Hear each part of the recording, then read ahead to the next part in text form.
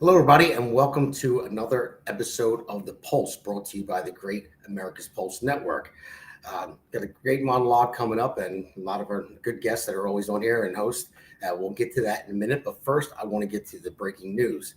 The breaking news we have today is, unfortunately, five soldiers were shot at Fort Stewart, Georgia.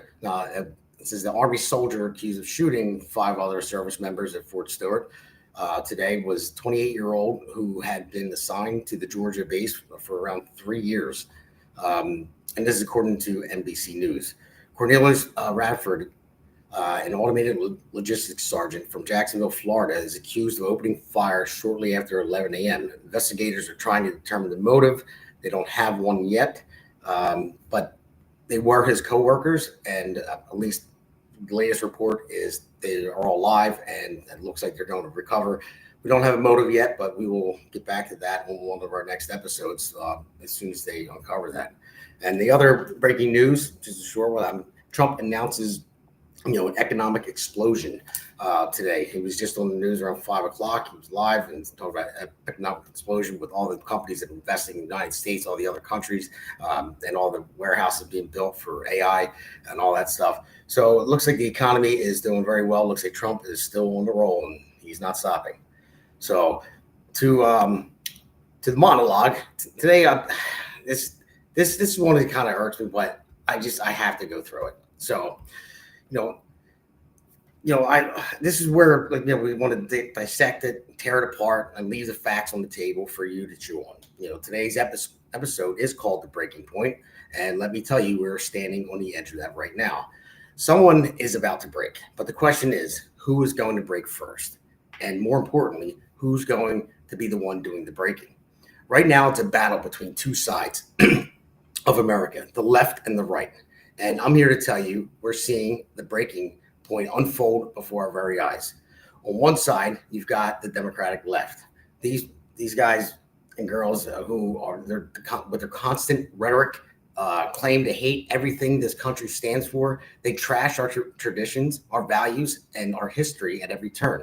They look at the American way and say it's wrong, it's unjust, it needs to be torn down. But here's the kicker. They're using the very rights and freedoms that make this country what it is to tear it down. They lean on our rights, the rights that we as Americans fought for, to destroy those rights, to undermine them. They preach freedom while trying to destroy the freedoms that protect us from the authoritarian vision. They preach equality, but what they really mean is equality of outcome, not opportunity. They want to dismantle the very meritocracy and replace it with something far more dangerous, where hard work, innovation, and drive no longer matter, where success is not based on effort, but how much the government can redistribute from you to others. Now, let's not forget the core of all of it. I mean, it's socialism. They fully embraced it. They want to take your money. They want to control what you say, what you do, what you can own, and they're willing to promote it as some of the most perverse, paganistic, and subversive. Sorry, I'm tongue-tied today, guys. Subversive ideologies to tear apart the very foundation of America. And I didn't mean to laugh on that, because that is not funny at all. And that's what they're doing. We're going to get into that in the first segment too. It's disgusting. But on the other side, we have conservatives. We love this country. We fight for the American way because we believe in it. We believe in the freedom this nation was built on, in tradition, in faith, in family. We believe in the meritocracy that made America the land of opportunity for generations. The reason why Donald Trump got reelected was simple. People wanted common sense back. Trump got reelected because he stood up for the people. People wanted to keep what they've earned. They want to keep their families safe and protect the future for their children. That's what the right stands for, the embodiment of everything this nation was founded upon. The left, well, they want to rip it all apart. But there's the real question. With scandals like the ones that we've been seeing plaguing the left, who do you think is going to break first? And that's a pretty good question. Who's going to shatter under the weight of their hypocrisy, their lies, and their failures? Because right now it's clear. The left is on the verge of breaking. They're losing support. Their ideas are crumbling and the truth is starting to seep through, and they can't stand it. Well, their truth, anyway, as they call it. But they're not going down quietly. They're going to keep pushing, keep attacking, and keep trying to tear down this country, no matter how many times they break their own rules. The right, we stand firm. We don't buckle. We believe in this country. We believe in America. And when it comes down to it, we're the ones who will be doing the breaking. We'll break the chains of socialist control. We'll break the grip that the far left has on our culture. And most importantly, we'll break the lies they've been selling to the American people. We are standing at the breaking point, but it's time to decide: are we going to let the left break us, or are we going to break their stranglehold on this country once and for all? This is the pulse, and we're not backing down. So, all right, everybody. So let me walk after this first segment is called. Sorry. So we'll go into the first segment. So, and I'm going to announce everybody. I'm sorry, guys. We had some technical difficulties, so I don't want everyone yelling at me. I know my team's probably, when I announce them, they're going to I'm going to kill you. So this is let me show you the door, because I want to show these people the door real soon. So tonight, our first host, I want to announce Seth Eisenberg from Conservative Corner. What's up, Seth? How are you? Hey, good. How are you, Hammer? The hammer. We were talking about that too on my podcast. I had to break this out. There you go. That's the hammer.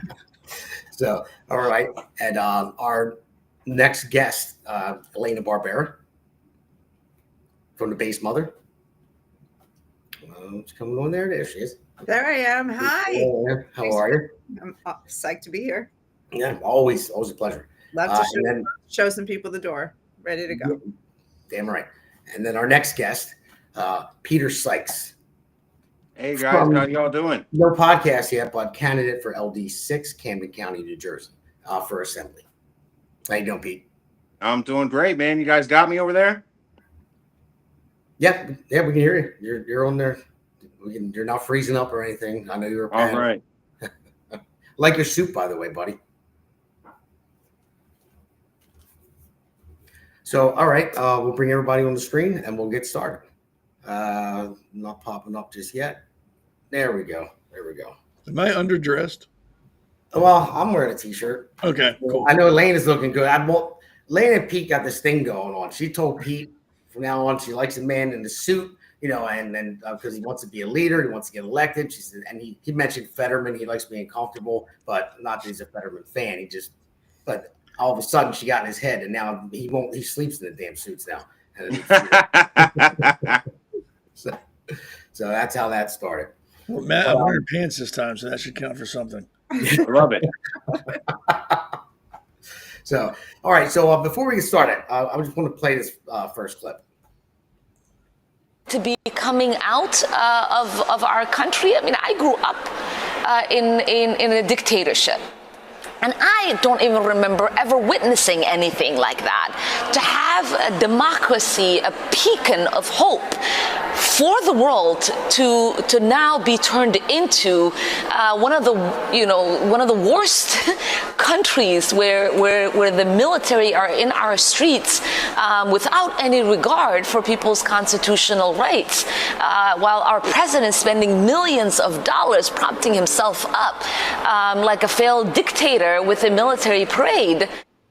CARE was founded after 9/11 because they recognized that some people did something and that all of us were starting to lose access to our civil liberties. Okay, well, there was another clip there, but it goes hand in hand. That was Ilhan Omar. So, Seth, I'm going to take this first question to you. First, you hear Ilhan Omar talk about how this is the worst country ever, and she left the dictatorship when, I think Somalia's GDP is like $600, literally. I'm not even kidding. So, and then since she goes in to talk about 9/11, and she was at, I forget exactly where it was. It was the American Muslim thing. Yeah, the coalition. and she talks about that somebody did something. Like, well, I think somebody did something on 9/11. And then the other clip I wanted to show too was Democratic Representative Delia Ramirez of Illinois. She said in Spanish at the annual Pan American Congress in Mexico that she's proud to be a Guatemalan before an American. Yeah. She's in Spanish in Mexico, and she's a representative from Illinois. And that's why I labeled this, "Let me show you the door." So what say you, Seth? Well, my first question is, how come if Muslims get together and have like a thing, it's cool, but if Christians do it, then they're being Nazis. If Jews do it, then they're being pro-Israel, anti-America. Why do the Muslims get a pass on fucking everything they do?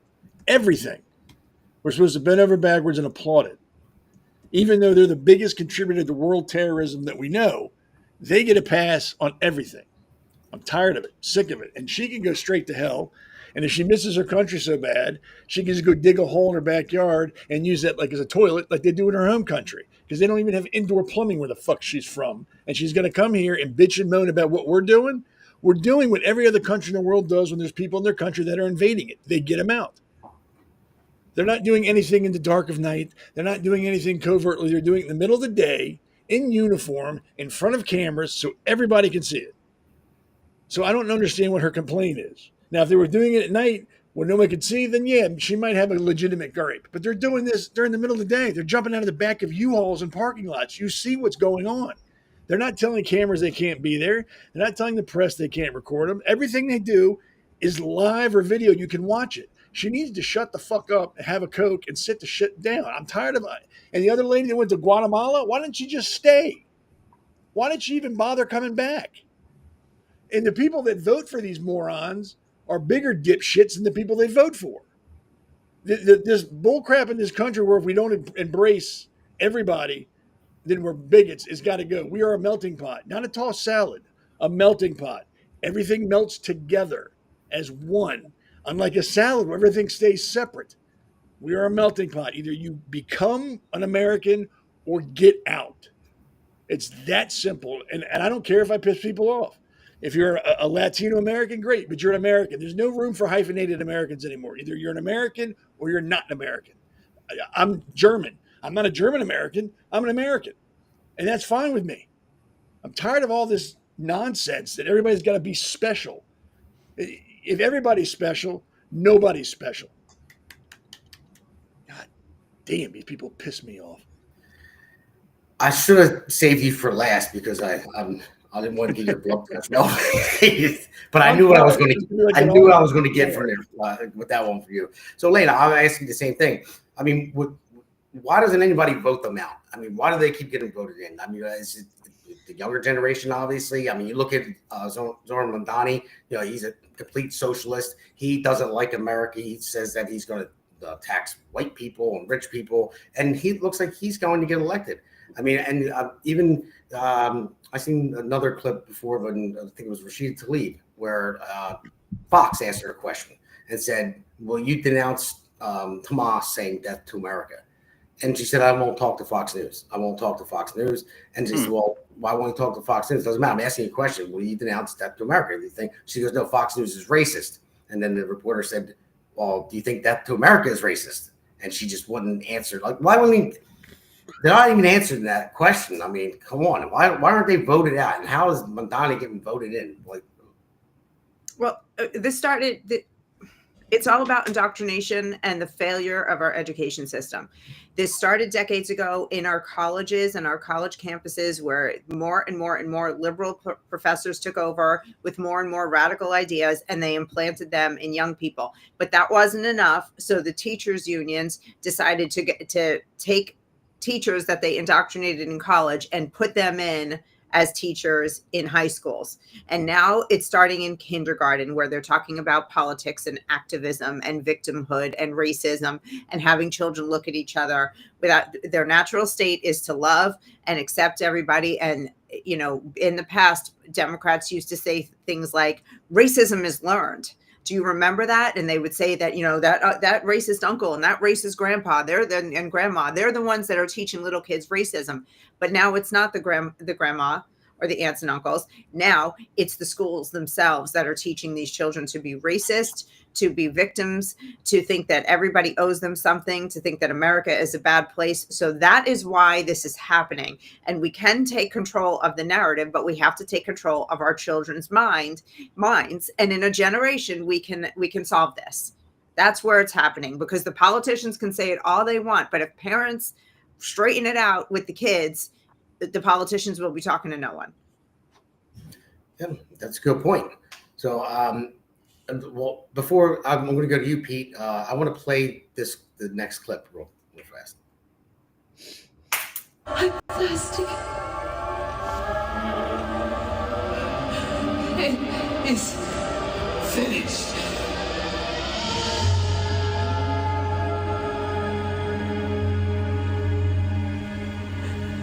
Into your hands, Father, I commend my spirit. So, Pete, I'll get Seth up there. So, Pete, I wanted to ask you, with that clip, now that clip was the latest version of Jesus Christ Superstar. Now, that's been out for... Can everybody? Yeah, can you hear me? Everybody else hear me? Yes.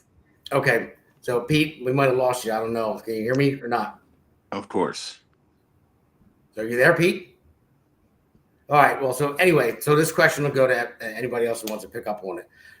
So that latest clip was Jesus Christ Superstar, and it was the latest one, and that was Cynthia Erivo, and she's an actress, and she was playing Jesus Christ, and she's a woman. And, I mean, I don't care that she's black or whatever. I'm going to say Jesus, whatever color, but lesbian and is non-binary, she says. And Adam Lambert from Maroon 5, I think. Yeah, you know what I'm talking about. Yeah, and he plays Judas. So it's all about the LGBTQ plus divided by negative, and all that stuff. And why are they attacking our culture? I mean, they're saying they hate the country. That was part of my monologue because they don't like it. They're going to say they hate the country. They're elected officials too. Well, and then this is just the culture part about it. While they think it's okay that we're going to replace this, and they're actively attacking Christians. That's an insult to Christians. And why do they have to tear down people's religion? It was a direct attack on that because they want to remove our culture. Because Christians don't stand up for themselves. They lay down and play bitch. That is not true. I'm not laying down and playing bitch to anybody. I'm talking in general. I'm not talking individual people. I'm talking in general. They don't fight. They bitch and moan and scream and yell, and then that's it. Then it goes to the wayside. Then they wait for the next thing that pisses them off, and they bitch and moan and scream, and then it goes to the wayside. They don't stand up. Republicans don't stand up. They're so afraid that they won't be liked that they don't do anything. That's half the problem with this country. Well, nobody stands up for what's right because it's problem tough. With the country, but that's not a Christian problem. You have to understand what we just saw was a Christian problem. That was a Christian problem. The Christian problem. That is a Christian problem. If you read the New Testament, you'll know that that Christians from day one of the church beginning have been persecuted. This is part of our religion, just as much as it's part of Judaism. We've been persecuted. We were told we'd be persecuted. We were told that people would come along who would distort the faith, who would blaspheme. And these are the kinds of things that we defend the faith. I am deep in the Christian community, and there is plenty of defense of the faith. But what do you expect us to do? Go and storm the Hollywood Bowl? That's ridiculous. That is not something I'm willing to do. Exactly what I say. Storm it. They do it. They do that to us, and we don't do shit back. Do to them what they do to us. Start pushing back, and they'll fold like a lawn chair. Well, the thing is, cowards. They will fold. They are. That was the whole point of monologue. We are pushing back. We are pushing back economically. We are completely the most devout Christians I know give zero attention and money to Hollywood. And you have to also understand that we're commanded to turn the other cheek on a lot of this stuff. we do fight. A lot of us are fighting in the realm of, protecting children and in politics. But again, I don't care let Hollywood do what they're going to do. Unless they repent and they believe, they're all going straight to hell. I can let God deal with Cynthia Erivo. I'm not bothered with that. Stay away from the kids. That's my jam. I don't need to get riled about that. So yeah, Pete, that was your question. You were up. I don't know if are you back on. Can you hear? I'm sorry, buddy. Can you hear me? You got me? Yeah, we got you. So yeah, All right. so you heard the question I was asking you, and that was the play of Jesus Christ Superstar, and how they're going after their culture, and they did it on purpose. It was they want to erase the culture. They hate America, and it's Hollywood doing it. And I'll never watch it. I just happened to see the clip of it because it was talked about, and it was a direct dig at Christians because they go out there to do the whole Judeo-Christian values of this country. They're trying to erase all of it, and all the clips. Tim, you weren't on before, but we played clips of elected officials who hate this country. So Tim, where are you at with that? I'm not Tim. I'm sorry, Pete. Oh, okay. So anyway, brother, listen, you're absolutely correct. Christian values are under attack. And, it's funny because we're the only religion that you can really try to go after, without any kind of recourse, right? It's okay to go after Christians. Now Elena was absolutely 100% correct when she was talking about the education system. All right, because that right there, all roads lead back to communism, 1963. Damon, you know better than anybody else. Infiltrate the schools and take over the minds of the children. All right. So I'm actually working on a plan over here, with the abolishment of the Department of Education. Right. It's going back to the states. So the states are going to have the opportunity to try to go ahead and figure out what's the next education system to come into play. So I've been trying to work on that, how we can get back to, stimulate the mind of the children. Right now we have a crisis in this country with young men in the 30s and 40s still living at home, in their parents' basement, smoking marijuana and playing video games. Virginity rates are on the rise, right? I mean, all these things are connected. So we need to go ahead and we should stop emphasizing so much on test scores and emphasize more on, are you ready to hit the ground running at 18 years old when you're graduating from high school? Okay, all right, good point. Good look at it. So, Tim, your thoughts too, because I think it's coming after Christians too, coming after Jews too. So I think this country was built upon Judeo-Christian values. So, and it's just another attack of the left, just trying to, it's like it's paganistic, and it's like perverted. It's perverted too. Like they want to inject that in everything. Yeah. Can you hear? Hello? We can hear you. Oh no, I was asking him if he can hear. Can you hear? I think you can. All right. You're getting him too. Yeah. All right, man. I'm firing all cylinders here. So yeah. So all right, then from there, let's just take a quick break and we'll get everybody. And Can I weigh in on this before you go? Oh yeah. Yeah, I think the Scott. problem. I'm thinking Tim. I'm calling you Scott too. Okay. That's why I wasn't responding. Sorry. Yeah. I don't think it's a Christian problem. I think it is a U.S. problem historically that we are, per World War II, either the sleeping giant or the rabid Tasmanian devil. And the same thing after 9/11. Like we're either completely silent and everyone's hitting the snooze bar every time there's little jabs taken at us, or we are just go completely nuclear, not literally, but we have to have incremental escalation of force, and we have to escalate to de-escalate, just like our adversaries do, just like Russia does and China, and just like our domestic adversaries as well, the enemy domestic to the Constitution that we took the oath for. We have to start taking incremental escalation of force jabs back when people are taking pot shots at us, and not just wait until we're so totally overwhelmed and totally disillusioned or death and destruction from some kind of terrorist attack or attack on our sovereignty elsewhere. we need to start hitting back sooner. And part of the problem is not just that we don't do that and escalate to de-escalate, which is a strategy of our adversaries. We also do this red line in the sand like Obama did with Syria, and then just like some kind of Bugs Bunny cartoon where they draw the line in the sand and then they erase it with their foot and draw the new line in the sand and erase that with their foot. No one takes us seriously. We blink every time. And so I agree that it's not a Christian problem. I agree that Christians are persecuted in this country. It makes me sick as a Jew to see that. And if it's not, as the canary in the coal mine, if it's not safe for them, it's not safe for me. So, Ilhan Omar, whatever the heck she was saying before, the brother fucker,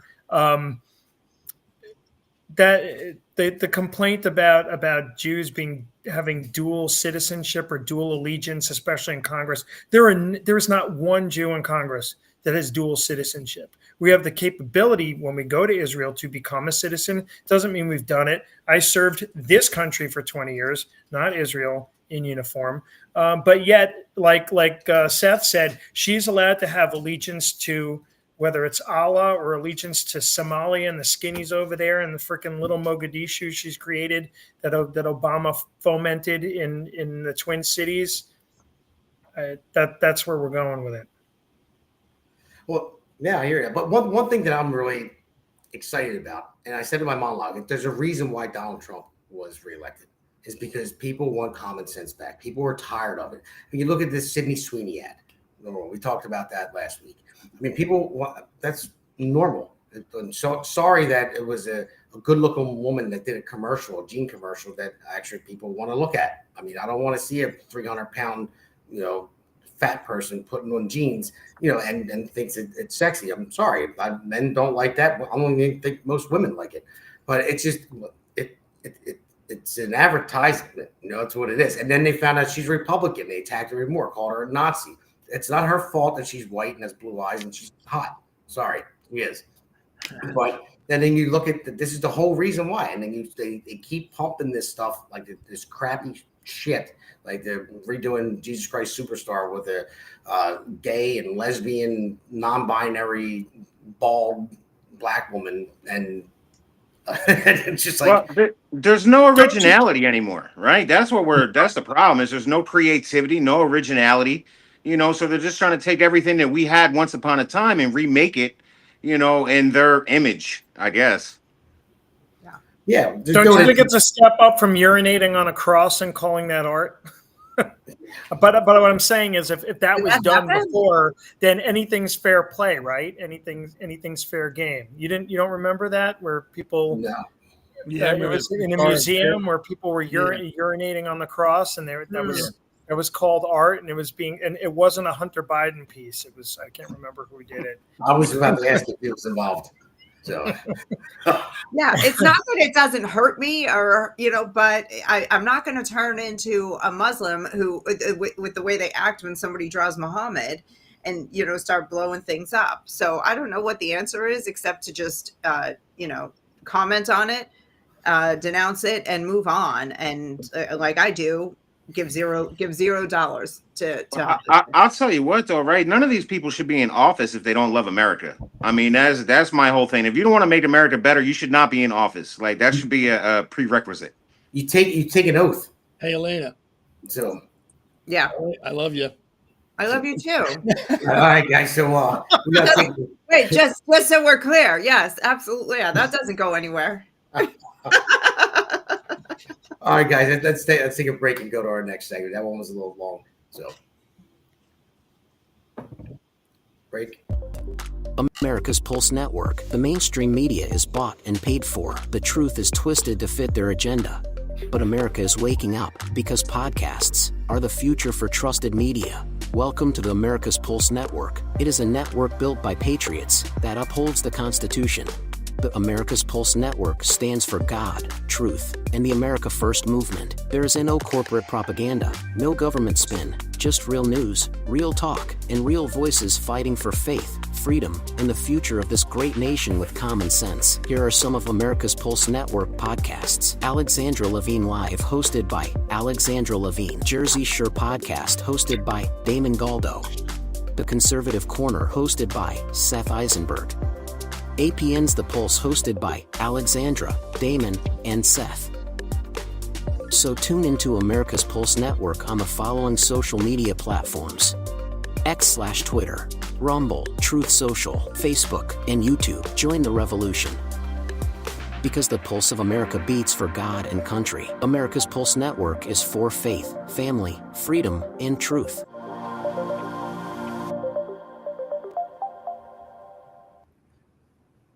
All right, everybody, welcome back to our next segment. And this one is called Nobody Hurts My Big Balls. And because I labeled it that, because I know Seth has just twisted his head like he's curious about this one. So let's just play the first clip. President Trump is threatening a federal takeover of D.C. after police say a former DOJ employee was brutally beaten in the nation's capital. Lucas Tomlinson is live in Washington with the latest for us. Lucas? Well, good morning, Ainsley. Big balls bloodied. The 19-year-old former DOJ staffer beaten by a violent mob of minors in the nation's capital in a popular part of town. According to police, a 15-year-old male and a 15-year-old female were arrested and charged with unarmed carjacking. The attack prompting President Trump to post, "Crime in Washington, D.C. is totally out of control. Local, quote, youths and gang members, some only 14, 15, and 16 years old, are randomly attacking, mugging, maiming, and shooting innocent citizens. The most recent victim was beaten mercilessly by local thugs." Trump warned if crime is not dealt with properly, he may be forced to take over. Somebody from DOJ was very badly hurt last night. You saw that. A young man who was beat up by a bunch of thugs in D.C. And either they're going to straighten their act out in the terms of government and in terms of protection, or we're going to have to federalize and run it the way it's supposed to be run. All right, so with that one, I'll go to you, Tim Scott. So what do you think about that? You know who that is. That was remember the kid from Doge? He caught all the flack because his X handle was Big Balls, and they were going after him. They're like, oh, they got somebody named Big Balls in there. That's and all the news was talking about it. Left with it was funny then. This isn't funny. He tried to stop a carjacking, got involved in it, and they beat the hell out of him. So Trump says if Washington doesn't get it in order, he's going to federalize it. And so what do you think? Thank you for calling me Senator Tim Scott. Scott. Yeah, I mean, this harkens back to the whole Fedsurrection and Trump being the law and order president then as well, and trying to get the National Guard to come in, and Pelosi and the mayor saying no. Once again, the local politicians are not holding up their number one priority in their office, which is keeping their constituents safe. And it's really not any different than Los Angeles with ICE or Cincinnati or anything. It just so happens that this is right at the foot of the White House, right at that very same Capitol that Democrats don't seem to be concerned about at this point. Maybe they'll flee to Chicago like the Texas Congress people did if the violence gets turned up. But anyone attacking big balls like this are pussies. a bunch of didn't do nothings in training. Yeah. Well, and Elena, this one's right up your alley, so I figured. I'm joking, but so your thoughts on this, because Trump was saying that he wants these 14 or 15-year-olds tried as adults. But hold on a second. No, we got a breaking clip coming from Trump right now. Let's play this clip. Somebody from DOJ was badly hurt last night in D.C. If they don't straighten their act out, we're going to have to federalize, because nobody hurts my big balls.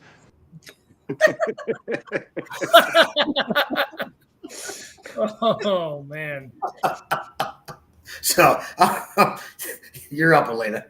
All right. First, I want to give it to Big Balls himself. His real name is Edward Korestein, and he defended this woman and kept her safe and took a beating to do it. I mean, he's a young kid and he is not afraid of getting involved to protect a woman. So, like, kudos. It is nice to know that there are still young men out there who are like that, but what really bothers me about this is these 15s. Like, I was bad when I was 15 or 16. I was getting into mischief. I was, I was doing all kinds of stuff, but nothing that hurt other people.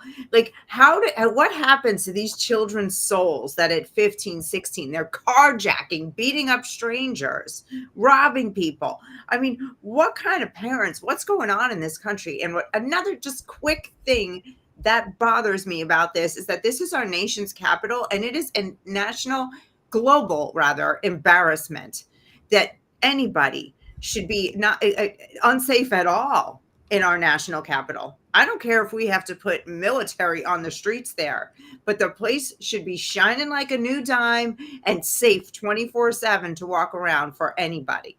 I'm disgusted. And I don't know what it would look like if Trump federalized it, but if it would make it better, I'm all for it. All right. I'm with you there. I think it was Pete. I'll go to you because Big Balls isn't a big guy. He's a little guy, but he actually has big enough balls to step in and try to stop a carjacking. So I'll give him credit for that. And he wound up getting getting beat the hell over it. But he actually did. He stepped up. He did something good. And he stopped it from happening. But he took the whole beating of it. So what would you say to Big Balls? I can't stop saying it. I know you're not wrong. Listen, I would commend Big Balls for having the big balls and enough heart to get in there and handle his business. A few years back, we saw on the train in Philadelphia where this young woman was getting raped and no one stopped to help. They pulled out their phone to videotape it. A few years ago as well, we also saw Daniel Penny have the cojones to go in there and stop. Oh, I can't think of the gentleman's name right now. On the train, and you had all those people come out and say what a hero he was. And that right there, we need young men to be men again, and to have enough heart and enough courage to get in there and protect people. That's the man's job, is to be the protector. I do not necessarily care for the idea of federalizing law enforcement. Anything that we wind up doing right now, the deep state, the Democrats, whoever it may be, can do in the future. And we just have to be very, very careful with that, because as soon as you start doing that, it's a slippery slope. We want smaller government, not bigger government. All right. Now to you, Seth. I mean, Pete, going off what Pete just said, that we need men to step up. We need, you have the left and the Democrats, for the most part, they want to emasculate men.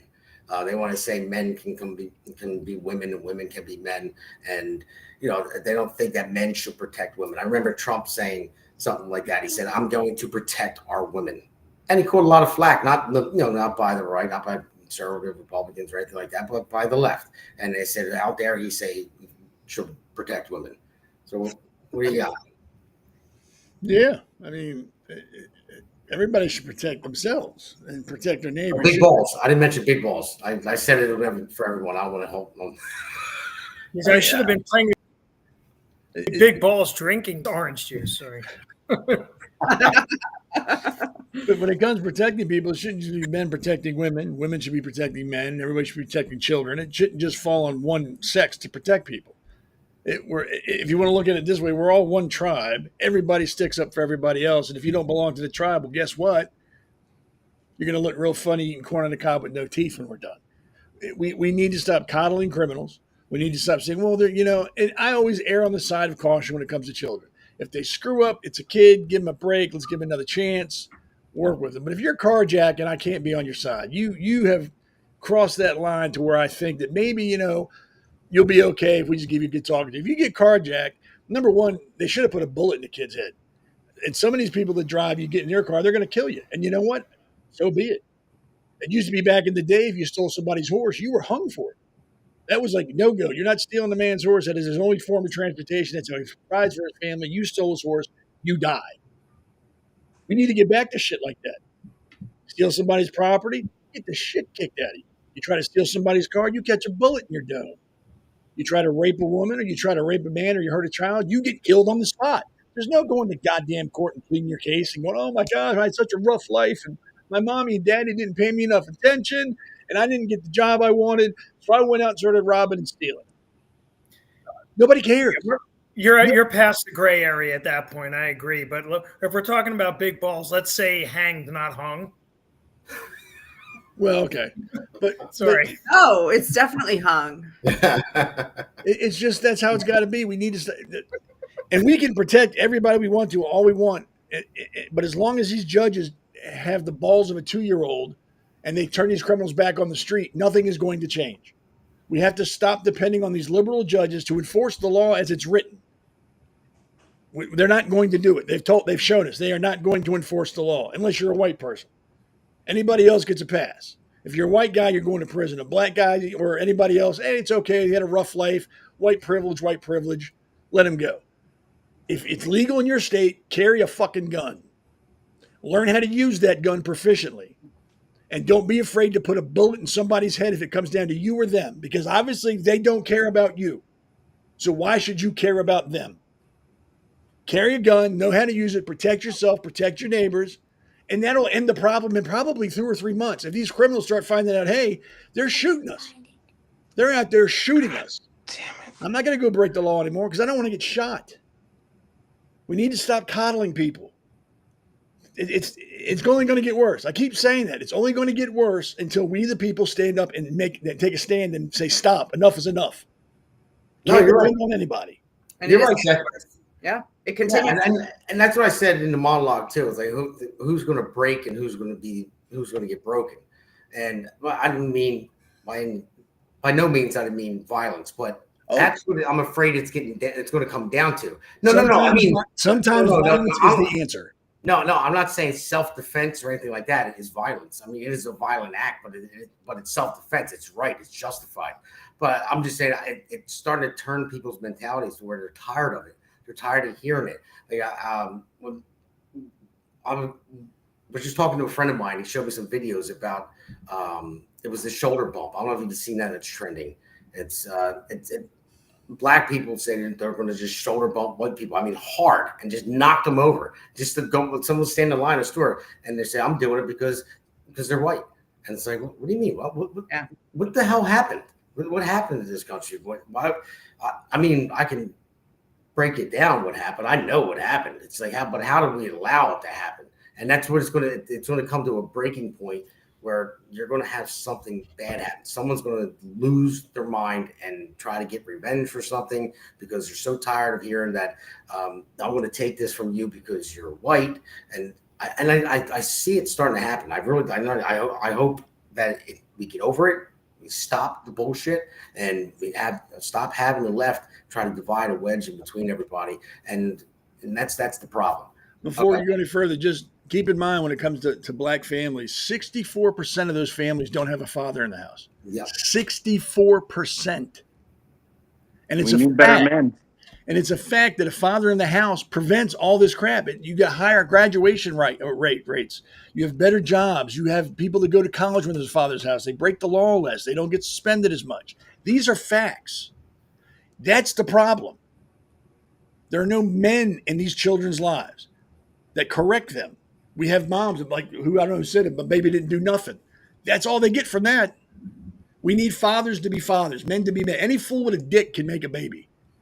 It takes a real man to be a father. And that's what we need now. Fathers. Agreed. Big balls would have triplets. I'll tell you this too, Seth. You know, you hit on the judges, and that's a big problem that we have to try to look into as well. You know, when you go ahead and you look at all these Soros DAs, you know, and these judges, I mean, they're not abiding by the law. They're not doing their job. You know, what can we do about that? Not much. Judges are gods in their courtroom. They can do and say what they want, and there's not much you can do about it. If you go into a judge's courtroom and he says, hey, you got a blue shirt on, I'm holding you in contempt, guess what? You're going to be held in contempt. It's his courtroom. It's his world. Yeah. It's you know, right Right now, we're seeing the problem with a lot of these police officers. If you do your job and arrest the criminals, you bring them in there and they just get released. I wouldn't be a cop if they were paying $1 million a day. You couldn't pay me to be a cop anymore. Wouldn't do it. Not even for one day. I would. I take him. I know $1 million for a day. Hold on, what are we talking about? I'd work a shift and then I'd quit. Yeah. So, all right, guys. Well, we're reached the end of this segment, so let's take another break, and we'll go on to our next segment. Welcome to America's Pulse Network. This is APN's very own White House correspondent, Alexandra Levine. This is so amazing and miraculous. We've never had a president in the history of our nation doing this. And we hope to God that he continues doing this forever and ever. Thank you. God bless you, everybody. And God bless President Trump. And God bless you. Hello, everyone. This is Alexandra Levine with the America's Pulse Network. I am the White House correspondent right here in the heart of D.C. as President Trump is celebrating 250 years of America and the military. Subscribe and follow America's Pulse Network on the above social medias.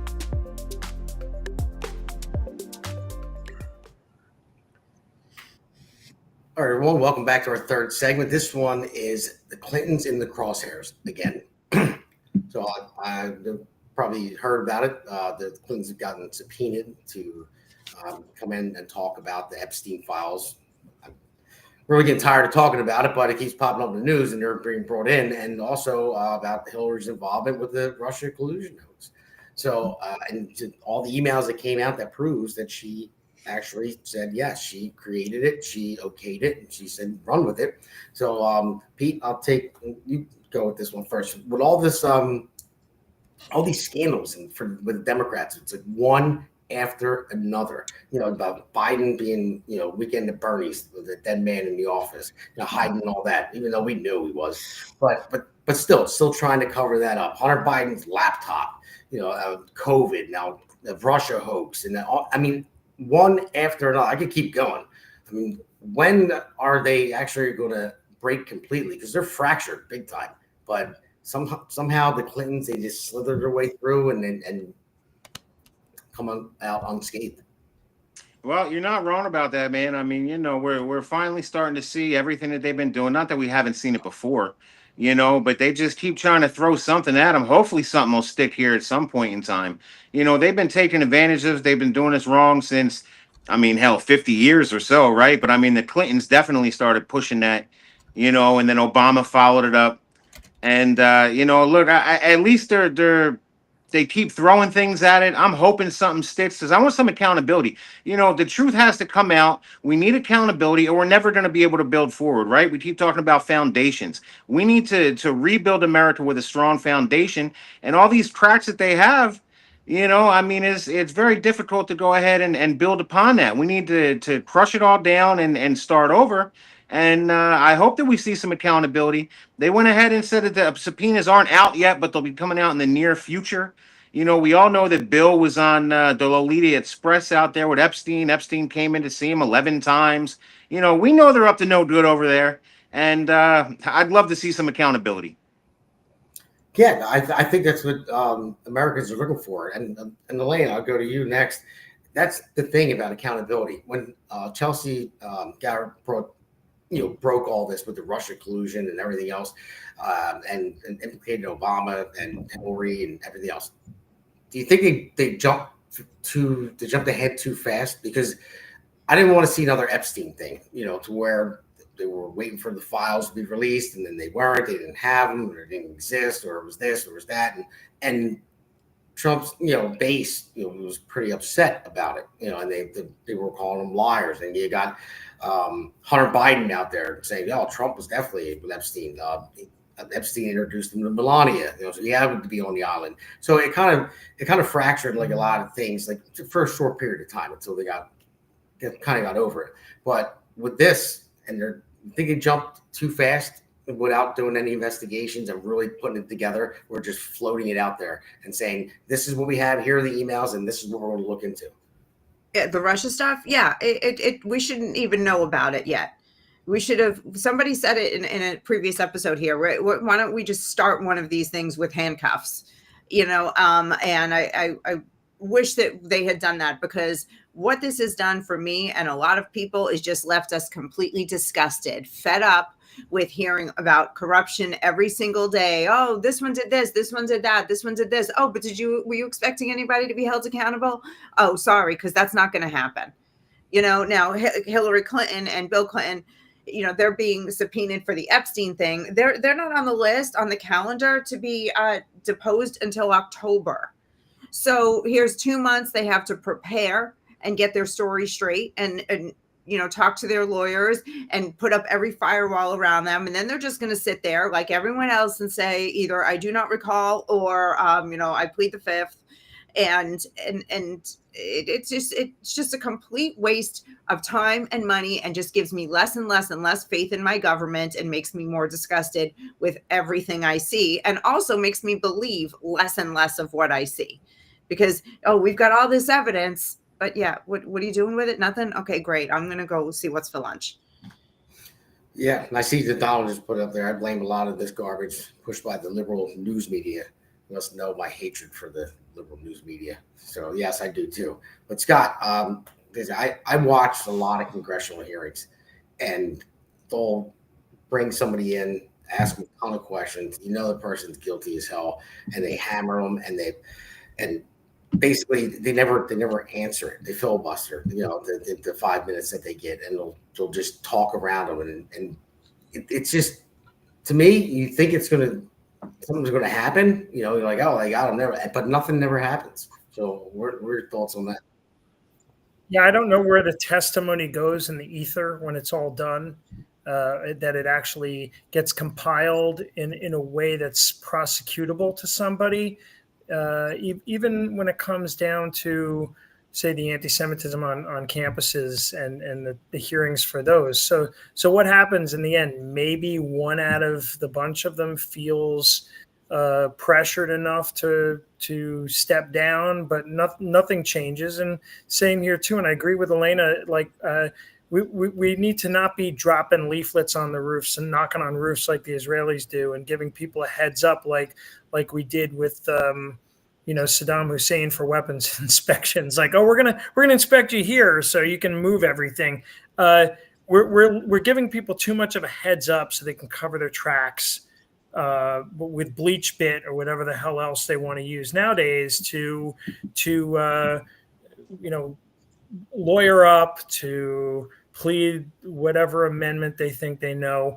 And I don't have too much faith in it. I think it should have started with arrests and perp walks, and this is where you're going. That said, the strategy here could be, again, will something stick? And two, the bigger picture is just like what Trump does in a lot of scenarios, is he throws something out there and they take the bait. And even if it doesn't stick in the end, at least for a change, what we are seeing that's different this go round is that he's rocking them back on their heels. For the moment, they're on the defensive, not gaslighting him, not going on the offense. They may be offended. They may feign selective disproportionate outrage to kingdom come, but now they have to do the lawyering up. They have to cover their tracks. You're seeing this with Adam Schiff, with his dual homes and his mortgage fraud and things like that. You're seeing it with the governors all over the place, Newsom and all. So at the very least, what we're seeing is they're not able to get a foothold and balance to go after Trump and go after conservatives in quite the way they were before,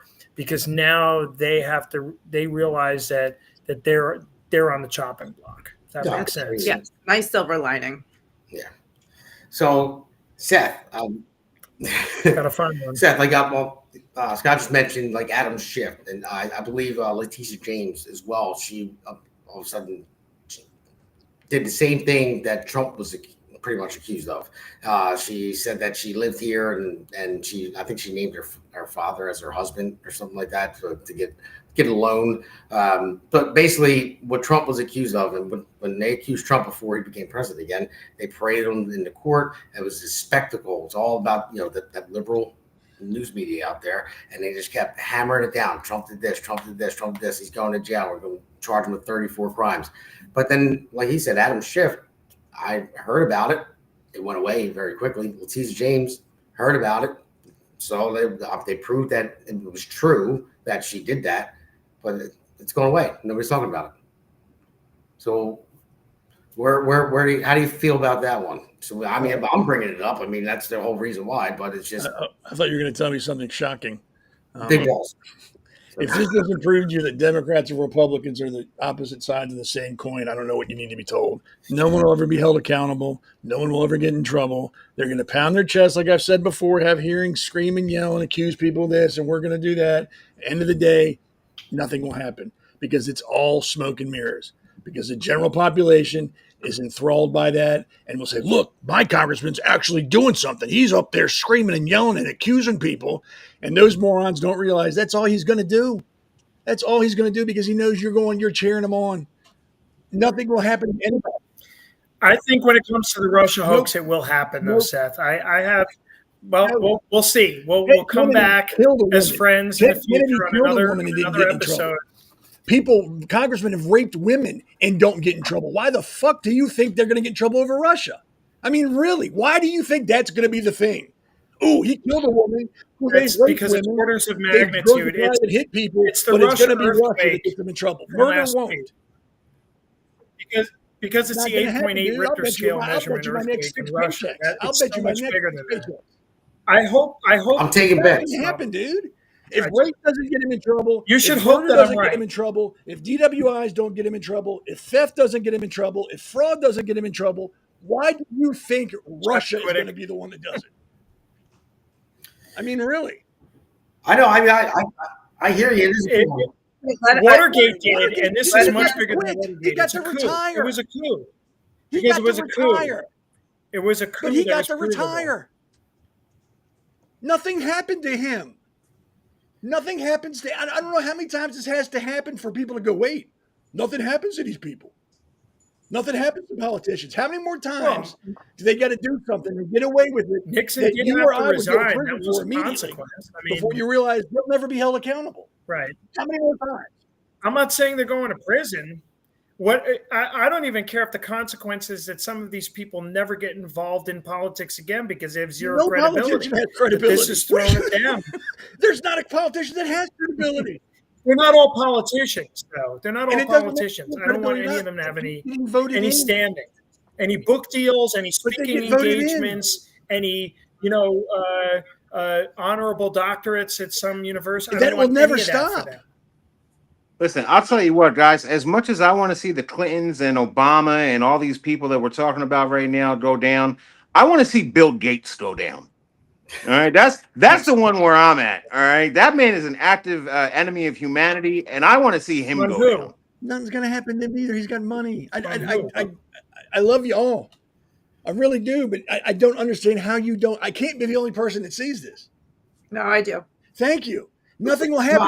No, I do too. Literally, you've had congressmen kill people, DWIs that hit people, rape people, steal, lie, murder, commit fraud, and nothing has happened to them. I'm running for Everybody Congress. thinks Russia's going to be the one that puts them in jail.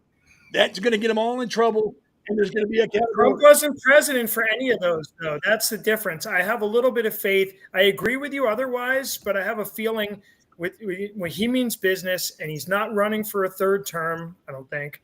So he's gonna, if anything is going to be made to happen, he will attempt to do it. The difference between all those examples you gave and now is Trump. Well, we still have the problem with the judges. We still have the problem with the judges. I believe in greed. I believe in lies. He can pull them, and he's threatened it, and he can pull it. He can pull them from the bank. That nobody's held So can the accountable for. Supreme Court. There's no more honorable people in D.C. None. I mean, go back to like Chappaquiddick. You know, what he got a slap on the wrist for leaving that girl in the car onto the water. That was 50 years ago, and it's only gotten more. Yeah, but now we have a Kennedy. More corrupt and more and deeper and more complex. I mean, I don't think anything's going to happen to anybody. Literally, Congress has a slush fund for sexual harassment and sexual assault cases they can pay from. Taxpayer money is being used to pay victims to be quiet, and nobody says shit. But Russia's going to end it all. That's going to change it. The worm's going to turn on Russia because Trump's involved. They don't give a fuck about Trump. They know he's a lame duck. They just got to sit it out for 3 more years. They don't care. The Republicans aren't helping him because he's not playing the game. But he doesn't realize if he doesn't play the game, he's outnumbered and he's going to lose.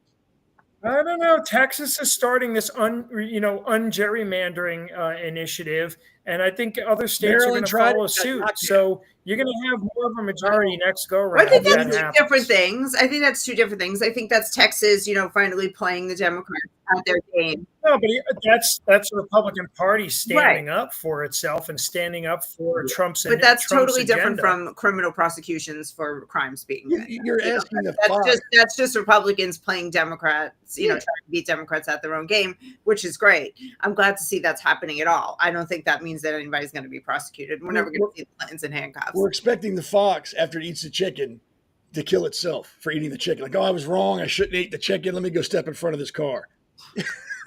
There is no accountability in D.C. None. There never will be. Like I said, they're going to make a big show.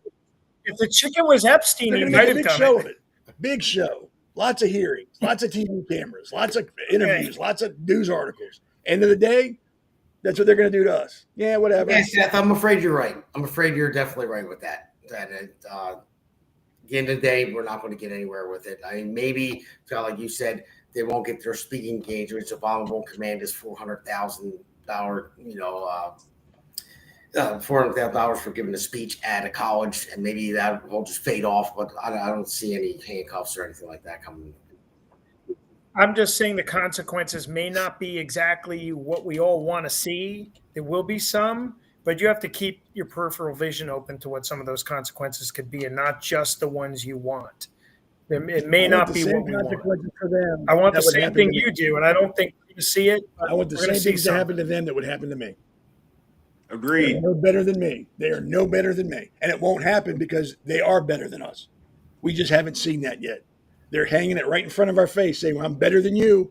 I'm more important than you. I can get away with stuff you can't. And we're allowing that to happen.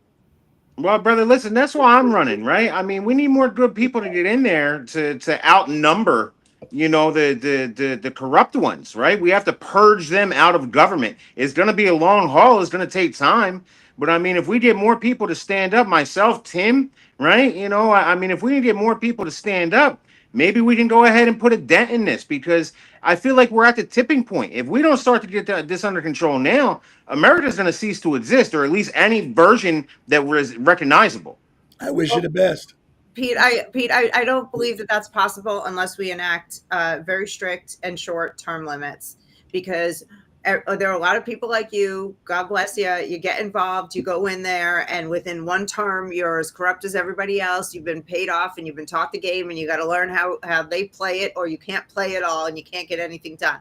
And so the only way to purge the system is to make sure no one sits in it long enough to run the show. And I agree. And I ran for delegate. I signed a term and limit. with that, we got to end this segment. People We'll should do continue that. on the next one because that's the next segment we can get. That's what we're going to talk about.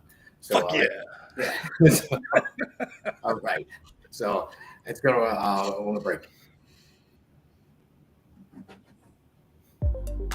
America's Pulse Network. The mainstream media is bought and paid for. The truth is twisted to fit their agenda. But America is waking up because podcasts are the future for trusted media. Welcome to the America's Pulse Network. It is a network built by patriots that upholds the Constitution. The America's Pulse Network stands for God, truth, and the America First movement. There is no corporate propaganda, no government spin, just real news, real talk, and real voices fighting for faith, freedom, and the future of this great nation with common sense. Here are some of America's Pulse Network podcasts. Alexandra Levine Live, hosted by Alexandra Levine. Jersey Shore Podcast, hosted by Damon Galdo. The Conservative Corner, hosted by Seth Eisenberg. APN's The Pulse, hosted by Alexandra, Damon, and Seth. So tune into America's Pulse Network on the following social media platforms: X/Twitter, Rumble, Truth Social, Facebook, and YouTube. Join the revolution.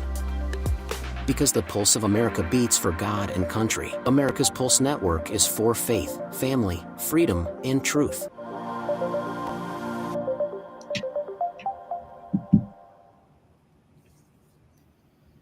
All right, everyone, welcome back to our last segment. So this one is, do you want to be a rock star? Label it that because I'll go to you first, Pete, because I know you want to be a rock star in Assembly. And I know we have Tim Fazenbaker running for council in Baltimore, Maryland. So we looked up a couple things, how New Jersey elections go and how Republicans don't really come out that much.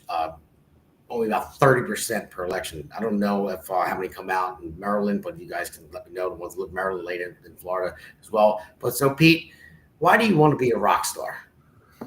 Well, look, man, I want to change the game. Now, first of all, Elena, I want to go ahead and hit you one last point on the last section there. My opponent, Lou Greenwald, has been in office for 30 years in the same position. Term limits, absolutely. All right. With that being said, look, we need to change the game up here in New Jersey, right? That's what we need to do. We need to flip it red. I mean, you guys are living in Maryland and Florida. You're all over the place. We need to turn New Jersey into the next Florida. Okay, that's what we have to do. In order to do that, we need Jack Chitterelli to get elected. All right. So me and Damon are sitting here and we're pounding our heads against the table saying, how can we make this happen? Well, one of the things that we came up with is they call Donald Trump the podcast presidency. I mean, personally, we think that Jack needs to be getting on some of these big time podcasts and doing his thing. But aside from that, we need a spectacle. So we put together this proposal for the Red Atlantic Fest that would be a 3-day concert. Start off with a UFC fight, kick off with Kid Rock and Lil Wayne, all the Trump guys, because Trump would be he would have to be part of putting this whole thing together. But we could make a spectacle right here. We need to get people to come out and vote, and that would awaken our base more than anything else right here. Celebrities or politicians are celebrities nowadays, and we need to go ahead and act accordingly. So, all right. Thank you, Pete. Oh, it's not going to happen, by the way. We just put it together. Whatever. Yeah. But no, it was just a good way of looking at it. I was talking to a bunch of young Republicans, the young Republican clubs, and I asked them if they were helping out with any campaigns, and they were like, "Oh, well, we really don't get much credit for helping out with campaigns." I'm like, okay, well, when I was a carpenter apprentice, I didn't get much credit for anything. I was, they always told me that I had to work harder to get to where I got to be. So then I started talking to them more and more, and I thought about it, and I said, well, so why don't you come on my podcast? And then I said, well, and then I said, hey, if you guys want to have your own podcast, come back to me, get all the young Republicans in all the state of New Jersey, and come back to me with something, and we'll talk. And they were really excited about it. It actually excited them and motivated them that they were going to be heard. And I said, you joined the Young Republican Club for a reason. Maybe you want to run for something one day. People can know who you are ahead of time. You'll have name recognition at least. So look pretty good. But then one thing that they told me is that they weren't really motivated to go out and vote, and they weren't going to request a mail-in ballot. I mean, I know most Republicans like to vote in person, but how do you do that? How do you get them out? Because in New Jersey, last election, like I said, only 30% typically come out every election. So last time Jack ran for governor, 400,000 registered Republicans didn't come out. So how do you do that? So then we were just talking about, well, he has a Trump endorsement. Trump loves big crowds. We were at the Trump rally in Wildwood, 100,000 people on the beach. It was amazing. And that drew a ton of big crowds. We're like, well, Trump loves UFC. He was just here for a UFC fight like 6 weeks ago. Walked in the stadium and it would just erupted. It was crazy. Trump loved it. So of course Trump loves a big stage too. So let's put it all together. Kid Rock did concerts for Trump. So Jack, why don't you call Trump and say, hey, listen, he's coming for a rally for you in the fall. Why don't you turn it into a festival? Why don't you go and you're going to draw younger crowds, get them motivated to vote? It's a cultural thing too, to get them motivated. And we're really pushing mail-in ballots, because we're outnumbered. We only had like 6% of voters last election, and compared to like 30%, 25% of Democrats that requested mail-in ballots. I said, well, prompt them when they click and buy a ticket, mail-in ballot. You can apply for one. I said, maybe that will help it out. But that's where we are with that. So, I don't know. So that's where we went with it. But I don't know. What's it like in Maryland? So I'll go to you. What's the vote, the Republicans vote? You always say Republicans they just don't care. They're lazy. And I don't think that they're lazy. I think that, well, maybe they are. They just don't care as much. I mean, I don't know. Let's hear your thoughts on that one. With the exception of my brother in arms down here, most Republican central committees and things like that are jokes. They're not worried about Republicans. They're worried about parties and getting your money. That's pretty much all they're worried about. Prime example, Dan Cox. Threw him under the bus because he wasn't the one they wanted. Maryland will never flip, never. I don't care how many people say, oh, I'm going to vote for that Republican. It will never happen because nobody promotes Republicans down here unless you kiss the ring. And if you kiss the ring, you're not a Republican, you're a rhino. And then people know it, and they're not going to come vote for you. It's Maryland's a lost cause. This is a prime example of what you should use in your state, New Jersey, of what happens when you let rhinos take over the party. Look at Maryland. That's what will happen to us. We will go liberal and never come back. We need to make a stand. Maryland's a joke. I mean, we had Larry Hogan. He was a joke. He was a rhino. He tree stumped for Wes Moore, the liberal governor we have now. I mean, it's a joke.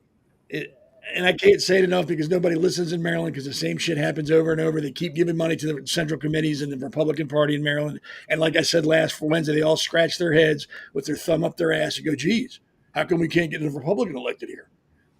They get what they deserve. So I laugh. They got exactly what they deserve, and I hope it happens again and again and again and again. So I can just point at them and go, look, you all suck, but keep giving them your money so you can go to good parties. All right. So Scott, I'll go to you next. You're in Maryland too, correct? He's right down the road. Yeah. So with that, I mean, although I will be in New Jersey in Bergen County next Thursday, where I grew up. Okay. On my way back. All right. So I thought I don't think Maryland is a sanctuary state, or correct me if I'm wrong or not, but it is.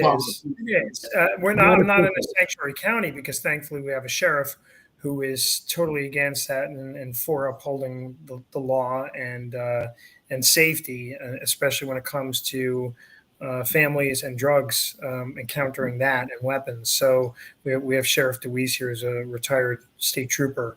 But when I ran for delegate, I signed a pledge for term limits for two terms. I was running against some of the establishment and people that supported Schultz over Dan Cox. I wholeheartedly supported Dan Cox and thankfully become friends with him.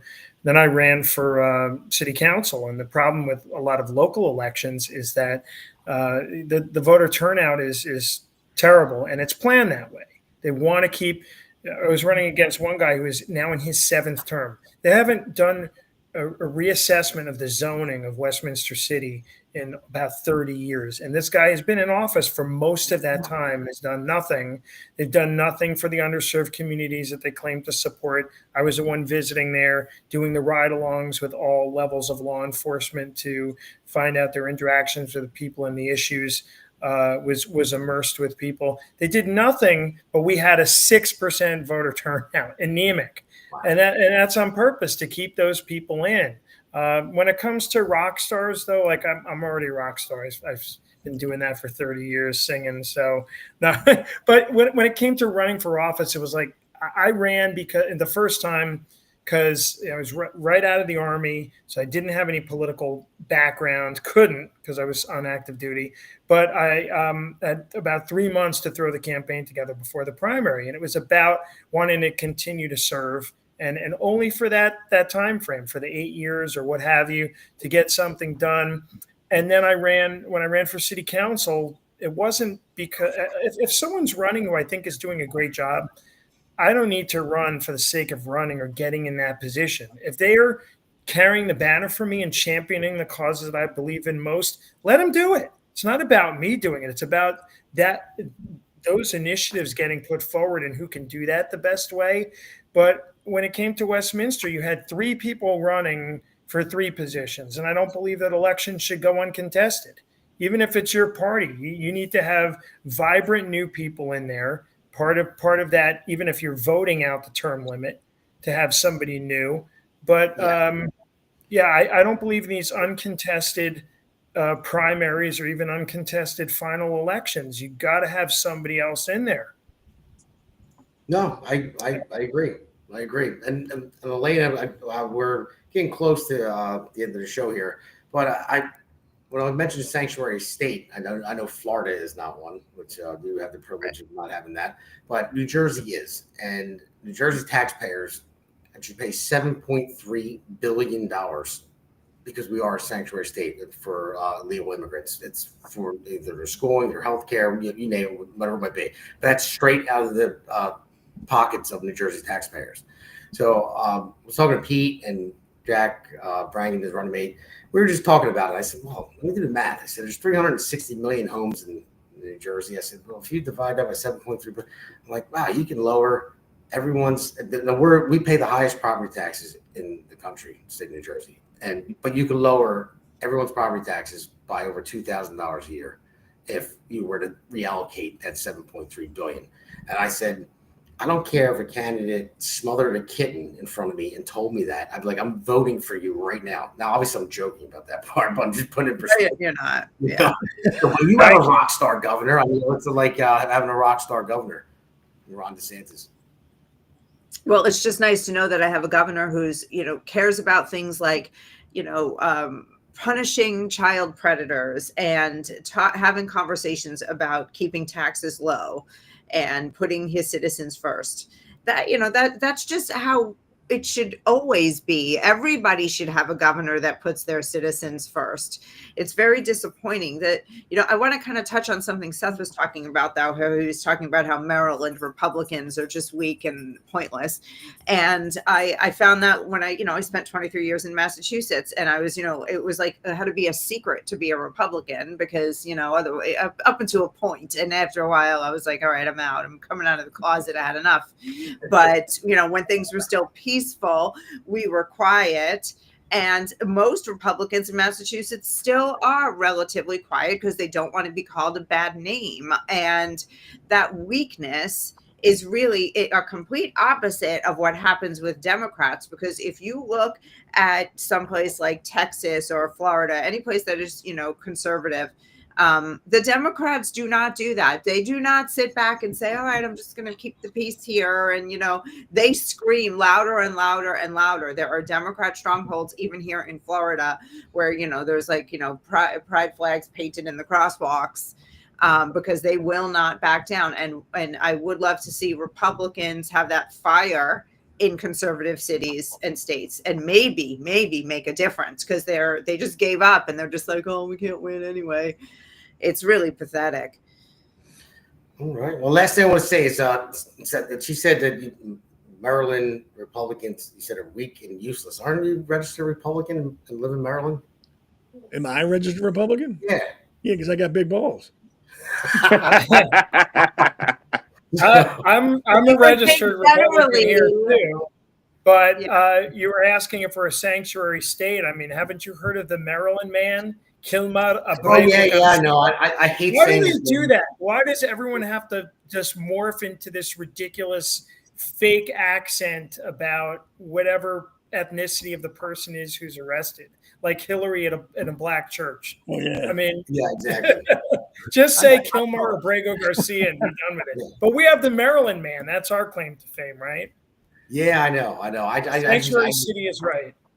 I'm tired of saying that dude's name, so I really am. So I can't pronounce it, so I don't say it. Wasted too much of all our time. But all right, guys, we're going to wrap it up here. Thank you.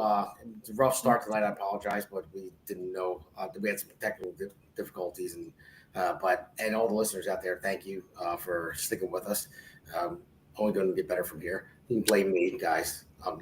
I will. I'm going to blame somebody else when we get off of here. Well, that's fine. You can blame me, buddy. Look, I keep poking the phone. I hear you, man. My stuff, I get calls. It's all jacked up. I don't know what's going on. I apologize, guys. That's my fault. I'll blame you. We made it through without Seth showing us his Oh, did you? We still got a couple of seconds left. No, well, you missed the beginning. He said he wasn't wearing it. I did miss the first 5 He minutes. said he I wasn't don't wearing any miss that. pants. Yeah, No, I so- said I am wearing pants tonight. So I should get something for that. Oh, yeah, no more Listen, Winnie the and I want to Pooh. say, Pete, all is forgiven. You're wearing a suit. It's good. Thank you, Elena. Appreciate you. Yeah, best dress for Every today. time, my Best friend. dress. Every time. I came from work. All right, guys. Thank you very much. Have a good night. I'll see you guys next week.